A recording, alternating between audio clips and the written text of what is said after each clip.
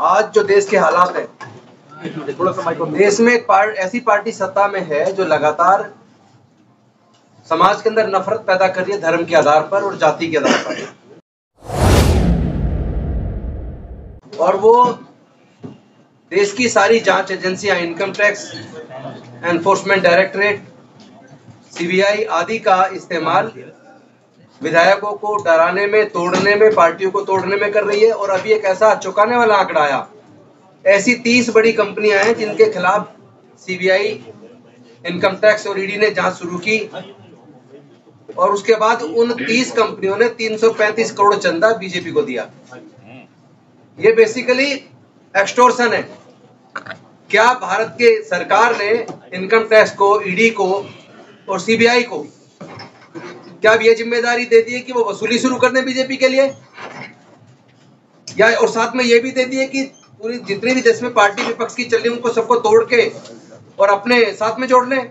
तो ये जो डर का वातावरण पैदा किया जा रहा है, और मुझे पूरी उम्मीद है, मैं तौफीक रजा साहब से इस बात पे बिल्कुल सहमति रखता हूं कि ये इस चुनाव को जीतने के लिए, ये अगर जो लोग पुलवामा करवा सकते हैं वो चुनाव को जीतने के लिए क्या पता कितने लोगों को मरवा दें, कितने दंगे करवा दें, कुछ नहीं पता किसी का इनका। तो इस देश को बचाने के लिए, देश के प्रजातंत्र को बचाने के लिए, देश के संविधान को बचाने के लिए हमारा सबका एकजुट होकर लड़ना बेहद जरूरी है।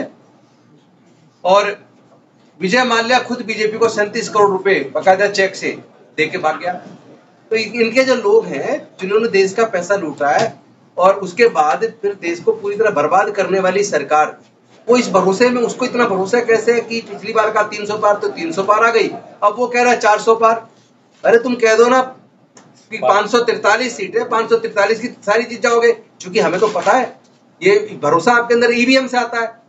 ईवीएम के अंदर जो प्रोग्रामिंग की जाती है और सॉफ्टवेयर से जो उसमें डाला जाता है ईवीएम मशीन के अंदर, उस ईवीएम मशीन में टाइमर क्यों है? क्योंकि डेट और टाइम के हिसाब से वो सेटिंग कर दी जाती है, प्रोग्रामिंग कर दी जाती है कि चुनाव की डेट और टाइम डाल के कि कितने बजे से कितने बजे के बीच 50% या कितने % वोट चुरा के वहां से बीजेपी को देना है। तो उस भरोसे पे वो कह रहे हैं अब की बार 400 पार। लेकिन हम किसी भी हालत में इस बार ईवीएम से चुनाव नहीं होने देंगे। ये देश को बचाने की जिम्मेदारी हमारी और आपकी सबकी है। हम सब लोग मिलकर देश को बचाएंगे, देश के प्रजातंत्र को भी बचाएंगे, देश के संविधान को भी बचाएंगे, और किसी भी सूरत में इस बार दंगे नहीं होने देने भाई। ये कितनी साजिश कर लें, ये जितनी मर्जी साजिश कर लें, मैं निवेदन करता हूं अपने देश के अनुसूचित जाति, जनजाति, पिछड़े वर्ग के लोगों से, चूंकि जो दंगे होते हैं ना, आप देख लेना, दंगों में इस्तेमाल दलित और पिछड़े वर्ग का, आदिवासी वर्ग का किया जाता है। जो वो लोग बड़ी बड़ी कुर्सियों पे बैठे हैं, जिनके परिवार से लोग सुप्रीम कोर्ट, हाई कोर्ट में जज हैं, जिनके परिवार मंदिरों के अंदर पुजारी हैं, जो लोग सारी बड़ी कुर्सी पे बैठे हैं, उनके बच्चे कभी आपको दंगे में नहीं मिलेंगे, धार्मिक जुलूस में नहीं मिलेंगे। तो यहाँ जो इस्तेमाल किया जा रहा है देश के दलितों, पिछड़ों, आदिवासियों का किया जा रहा है। तो मरने वाले भी है, मारने वाले भी है, जेल जाने भी है वाले भी है, और वो लोग अपना आराम से शासन कर रहे हैं, सारे देश के संसदों पे कब्जा करके बैठे हैं। इसलिए इस बार किसी भी कीमत पे बेवकूफ नहीं बनना। अपने बच्चों को ऐसी धार्मिक जुलूसों में मत भेजो, अपने बच्चों को ऐसे दंगों में इस्तेमाल मत होने दो। ये मेरी आप सबसे हाथ जोड़ के निवेदन है। धन्यवाद।